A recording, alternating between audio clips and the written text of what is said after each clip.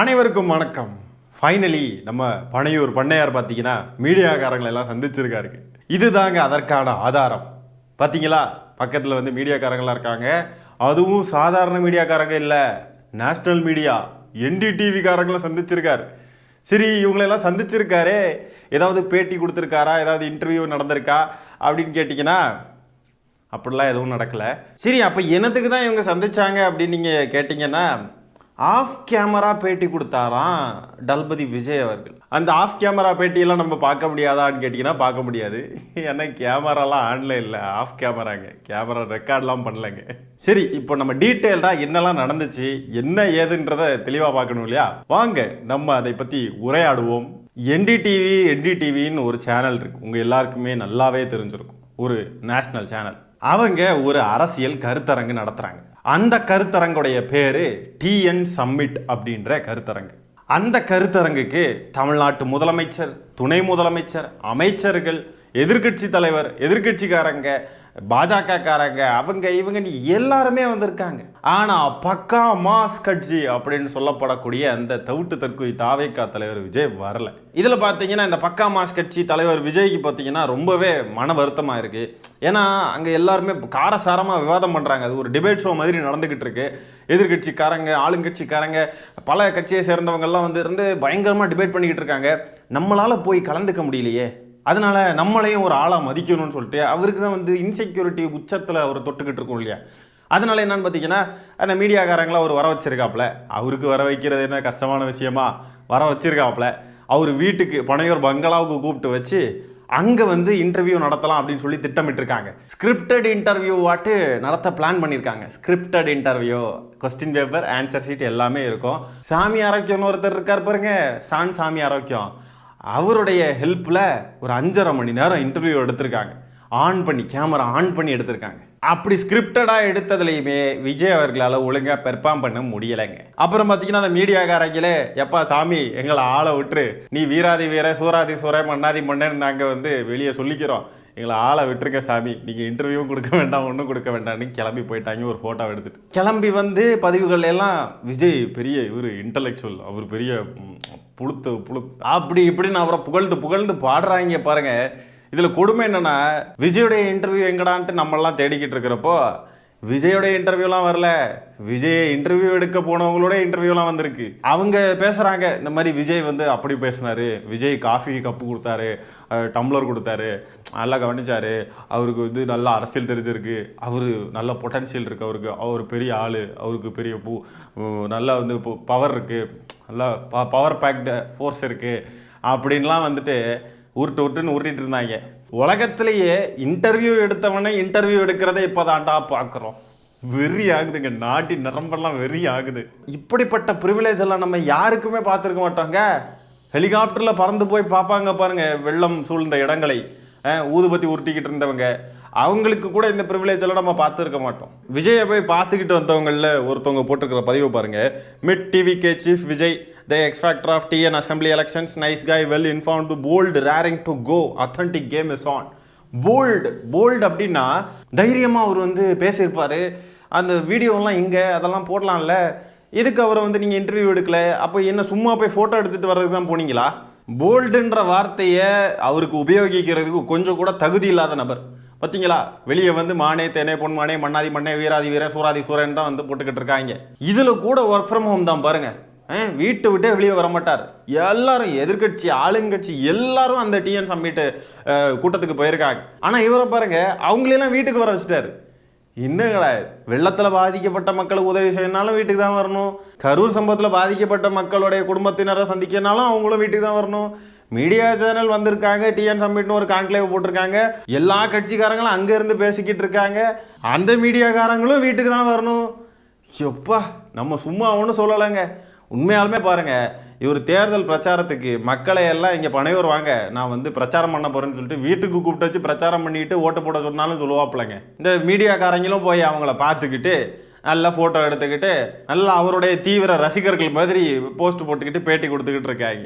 இவங்க பேட்டி கொடுக்குறாங்க, போஸ்ட் போடுறாங்கன்னா அவர் அமைதியாக இருக்கார், ஆளையே காணும். சரி, ஸ்கிரிப்ட் இல்லாமல் பேசுறதுக்கு வராது, அந்த A4 சீட்டை பார்த்து தான் பேச தெரியும், அதையாவது பண்ணலாம்ல. அதையாவது செய்யலாம்ல. மீடியாவை சந்திச்சு ஒரு பேட்டி, ஒரு நேர்காணல் ஒன்றும் கிடையாது. ஆனால் தமிழ்நாட்டை ஆளணும். படத்தில் மட்டும் யார் அடித்தா பொறி கலங்கி பூமி திரும்பி அவன் தான்டா அவன். படத்தில் மட்டும்தான் அதெல்லாம். என்டிடிவி போட்டிருக்கிற பதிவை பாருங்க. NDTV becomes the first national media channel to meet TVK chief Vijay. விஜயை பார்க்கக்கூடிய நேஷனல் மீடியா சேனல் நாங்கள் தான் அப்படின்றாப்புல. ஜனநாயகன் இந்த மாதிரி டிலே ஆகுது இல்லையா, அதை பற்றி பேசினாங்களாம். கரூர் இன்சிடெண்ட்டை பற்றி பேசினாங்களாம். இப்போ இருக்கக்கூடிய அரசியல் நிலைப்பாடுகள், அரசியல் விஷயங்கள்லாம் பற்றி பேசினாங்களாம். முக்கியமாக நான் ஒன்று சொல்லணும், இதில் நிறைய கேள்விகள்லாம் கேட்டாங்க அப்படின்லாம் வந்துச்சு. அதில் ஒரு கேள்வி என்னன்னு பார்த்தீங்கன்னா, நீங்கள் இடதுசாரியா வலதுசாரியான்னு கேட்டதுக்கு, நான் இடதும் கிடையாது வலதும் கிடையாது சென்டரும் கிடையாது, எனக்கு அதெல்லாம் தெரியாது, எனக்கு வந்து இந்த மக்கள் பிரச்சனை அதெல்லாம் மட்டும்தான், அதுதான் அரசியல் அப்படின்ட்டு இருக்காப்புல. கொள்கையே இல்லாமல் என்ன அரசியல், என்ன இது எனக்கு ஒன்றும் புரியல. யோ முடியலைங்க, இவனுங்க கிட்டலாம் நம்மளால் பேச முடியாது. கேட்டால் பிறப்புக்கும் எல்லா உயிருக்கும்னு போயிடுவானுங்க. விடுங்க விடுங்க. அதுபோல் விஜய் அவர்கள்கிட்ட கேள்வி கேட்டிருக்காங்க போல், உங்களுடைய முன்மாதிரிகள்னா நீங்கள் யாரெல்லாம் சொல்லுவீங்கன்னு கேட்டதுக்கு, எம்ஜிஆர் அவர்கள், ஜெயலலிதா, கலைஞர் அவர்கள் எல்லாரையும் வந்துட்டு நாங்கள் முன்மாதிரியாக நான் வந்து பின்பற்றுறேன், இவங்களெல்லாம் முன்மாதிரியாக கொண்டு நான் தேர்தலில் வெற்றி பெறுவேன் அப்படின்னு சொல்லிட்டு நம்பிக்கையாக சொன்னாராம். எனக்கு ஒன்றும் புரியல. அதிமுக திமுக ஆண்ட காலங்கள் எல்லாமே தமிழ்நாட்டுக்கு இருண்ட காலம், இவங்கெல்லாம் ஆண்டது வந்து சரியில்லை அப்படின்னு சொல்கிறாப்புல. ஆனால் எம்ஜிஆர், ஜெயலலிதா, கலைஞர் அவர்கள் எல்லாரையும் வந்து முன்மாதிரியாக நான் வந்து பின்பற்றுறேன் அப்படின்னு சொன்னால் என்ன இது அப்போ அவங்க ஆளவே இல்லை. அப்போ தமிழ்நாட்டை யார் ஆண்டது இவ்வளோ காலமும்? இவங்க 3 பேர் தான் அதிகமாக ஆண்டிருக்காங்க தமிழ்நாட்டை. அப்போ இவங்க 3 பேர் ஆண்ட காலம் வந்து நல்ல காலம் இல்லை, அது வந்து கெட்ட காலம் அப்படின்னா, அப்போ எதுக்கு இப்படி டபுள் ஸ்டாண்டர்ட்ஸ் எடுக்கிறாப்புல விஜய் அவர்கள்? அவங்கெல்லாம் ஆண்ட காலம் வந்து ஆட்சியே சரியில்லையா, ஆனால் அவங்கெல்லாம் முன்மாதிரியா? என்னடா இது? இதில் வேற இந்த இன்டர்வியூ போனவங்க கேட்டிருக்காங்க, நீங்கள் ஒரு கிங் மேக்கரான்னு கேட்டிருக்காங்க. இப்படிலாம் கேள்வி, இப்படிலாம் கிரிஞ்சு பண்ணிக்கிட்டு இருந்தா அவர் விடுவாரா? சும்மாவே கெரியரின் உச்சம், நாங்கள் பக்கா மாஸ் அப்படின்லாம் பேசிக்கிட்டு இருக்காப்புல. இதில் வேற கிங் மேக்கரா நொங்கு மேக்கரான்னு கேட்டுக்கிட்டு இருந்தா அவர் விடுவாரா? அவர் சொல்லியிருக்காரு, நான் கிங் மேக்கர்லாம் இல்லை, நான் வெற்றி பெறதுக்காக வந்திருக்கேன். தமிழ்நாட்டு மக்களுடைய வெற்றி, தமிழ்நாட்டு மக்கள் வெற்றி சின்னம் தளபதி, வெற்றி தேவிட சின்னம், இப்படியெல்லாம் சொல்லலை. நான் வெற்றி பெற வந்திருக்கேன், நான் கிங் மேக்கர்லாம் இல்லை அப்படின்னு இருக்காப்புல. நான் யாரையும் வெற்றி பெற வைக்கிறதுக்கு நான் அரசியலுக்கு வரல, நான் வெற்றி பெறணும்னு அரசியலுக்கு வந்திருக்கேன் அப்படின்னு இருக்காப்புல விஜய் அவர்கள். ஒரே ஒரு தேர்தலுக்காக நான் அரசியலுக்கு வரல, நீண்ட காலம் அரசியலில் நீடிக்கக்கூடிய திட்டத்தோடு வந்திருக்கேன். நீண்ட காலம் நீடிக்க போகிறீங்களா அப்படின்னா நீங்கள் எவ்வளோ கவனமாக இருக்கணும். கரூரில் 41 பேர் இறந்துட்டாங்க, உங்கள் ரசிகர்கள் இன்னும் திருந்தலை, அவனுங்களை திருத்துறதுக்கு எந்த முயற்சி எடுக்கிற மாதிரி தெரியல. நீண்ட காலம் அரசியலில் நிற்கிறதுக்கான அறிகுறிகளாக இது. இந்த புகைப்படத்தை பாருங்க. மாண்புமிகு முதலமைச்சர் மு.க. ஸ்டாலின் அவர்கள் தொடங்கி எதிர்க்கட்சி தலைவர் எடப்பாடி பழனிசாமியார் அவர்கள், துணை முதலமைச்சர் உதயநிதி ஸ்டாலின் அவர்கள் தொடங்கி அவ்வளோ பேர் வந்து அங்கே வந்திருக்காங்க அந்த டிஎன் சம்மிட்டுக்கு. கடைசி புகைப்படத்தை பாருங்கள். எல்லாரும் கஷ்டப்பட்டு வரணுமா, அவங்க நேரத்தை செலவழித்து எல்லாத்தையும் செலவு பண்ணி வருவாங்களாம். இவர் மட்டும் சொகுசாக வீட்டுக்குள்ளே உட்காந்து இருந்துக்கிட்டு ஃபோட்டோ எடுத்து நானும் ஆளு தான் அப்படின்னு காட்டுவாராம். இது மற்றவங்களெல்லாம் அசிங்கப்படுத்துகிற மாதிரி இல்லை? என்ன மாதிரியான குணம் இது விஜய் அவர்களுக்கு? இவ்வளோ சேடஸ்டான, இன்செக்யூரான, தற்குறியாக வாழ்ந்துட்டுருக்காரு. மற்ற எல்லா தலைவர்களையும் இன்சல்ட் பண்ணுற மாதிரி தான் இருக்குது என்டிடிவியோடைய செயல்பாடு. இது வன்மையாக கண்டிக்கத்தக்கது. இந்த மாதிரி செஞ்சுருக்கக்கூடாது. நீயும் இங்கே வா அப்படின்னு கூப்பிட்டுருக்கணும்ல.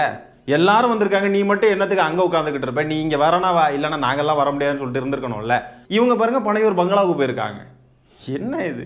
விஜயோடைய அந்த பனையூர் ஆஃபீஸ் இருக்கு பாருங்க, அது முன்னாடியெல்லாம் மீடியாக்காரங்க எப்போ பார்த்தாலும் இருக்காங்க. எப்போவாது வந்து பேட்டி கொடுத்துட மாட்டாரான்ட்டு இவர் பின்னாடியே போயிட்டு இருக்காங்க. விஜய் எங்கேயாவது போக போறாருன்னா 3 மணி நேரம் 4 மணி நேரம் 5 மணி நேரம் முன்னாடியே போய் நின்றுறாங்க. அவ்வளோத்தையும் கவர் பண்ணிக்கிட்டு இருக்காங்க. அப்போவே போய் நின்று கரூர் சம்பவம் நடந்தப்போ கூட மீடியாக்காரங்க ஏதாவது பேசிட மாட்டாரான்னு சொல்லிட்டு மைக்க நீட்டினாங்க, நிற்கவே இல்லை. தமிழக ஊடகவியலாளர்களை வந்து இந்த மாதிரி இவர் ட்ரீட் பண்ணிக்கிட்டு இப்போ பாருங்க நேஷனல் மீடியாவில் இருக்கிறவங்கள வீட்டுக்கு கூப்பிட்டு வச்சு ஃபோட்டோ எடுத்திருக்காப்புல. இனியாவது இந்த விஜய்க்கு வந்து சிம் படிக்கிற மாதிரி சில ஊடகங்கள் இருக்குது தெரியுமா, அப்படியே வந்து இறங்கினார் விஜய், வீட்டு கதவு திறந்தது, இதெல்லாம் நிறுத்துவாங்களா? நிறுத்த மாட்டாங்க. வெக்கம் சூடு சொரணையே இருக்காது. இந்தியாவிலேயே பத்திரிகையாளர்களை சந்திக்காத 2 நபர்கள்னா பிரதமர் மோடி அவர்களும் விஜயும் தான். பிரதமர் மோடி அவர்களாவது ஸ்கிரிப்டட் இன்டர்வியூஸ்லாம் சிலது பண்ணியிருக்காப்புல. ஆனால் விஜய் அவர்கள் பாருங்க அதுவும் கிடையாது. அதுவும் சொதப்பிரிச்சு போல ஆஃப் கேமரா இன்டர்வியூ அப்படின்றாங்க. இவங்க எடுத்திருப்பாங்க, அது சொதப்பி இருக்கும், அதனால அது ஆஃப் கேமரா இன்டர்வியூன்னு போட்டு அவர் பயங்கரமாக பேசியிருக்கார், பயங்கரமாக, அது சூப்பராக, அவர் வேற லெவலாக போல்டான ஆள் அப்படின்ட்டுலாம் வந்து உருட்டிக்கிட்டு இருக்காங்க வெளியே வந்து. விஜய் எப்படிப்பட்ட ஒரு எலைட்டான பொலிட்டீஷியன் அப்படின்றத இதுல இருந்து தெரிஞ்சுக்கோங்க. இவருக்கெல்லாம் ஆட்சி வேணுமா? ஆட்சியெல்லாம் இவர் கையில் கொடுத்தாக்க யோசிச்சு பாருங்களேன் எப்படி இருக்குன்னு. ஒரு இன்டர்வியூக்கே ஒரு நேஷனல் மீடியாவை தன்னுடைய வீட்டுக்கு வர வைக்கிறாப்புல. இந்த லட்சணத்தில் வேற ஏதாவது ஒரு பிரச்சனை இவர்கிட்ட வந்து அணுகணும், இவர் அணுகணும்னு சொன்னால் எப்படி அணுக முடியும்? வீட்டுக்குள்ளேயே உட்காந்துக்கிட்டு இருப்பாரு, மக்கள்கிட்ட வரவே மாட்டார், எதுவுமே பேச மாட்டார். அப்படியே ஒரு இருட்டு உலகத்தில் என்னமோ நடந்துக்கிட்டு இருக்கு. தாவேக்கான்னு ஒரு அரசியல் கட்சி இருக்கு, அப்பப்போ வெளியே வருவார், வந்து பேசிட்டு ஓடிடுவார். திடீர்னு ஏதாவது அறிக்கை வந்துக்கிட்டே இருக்கும். அவ்வளோதான். அவருக்கு அந்த சினிமா பிம்பம், அந்த ஸ்டார் பிம்பத்தை தக்க வச்சுக்கிறதுக்காக வெளியே மக்களோட மக்களாக வந்து சேரவே மாட்டேங்கிறார். இந்த சினிமா பிரபலங்களுக்குலாம் இது ஒரு ஸ்ட்ராட்டஜி. அவங்க வெளியே வந்து மக்களோடலாம் இருக்க மாட்டாங்க.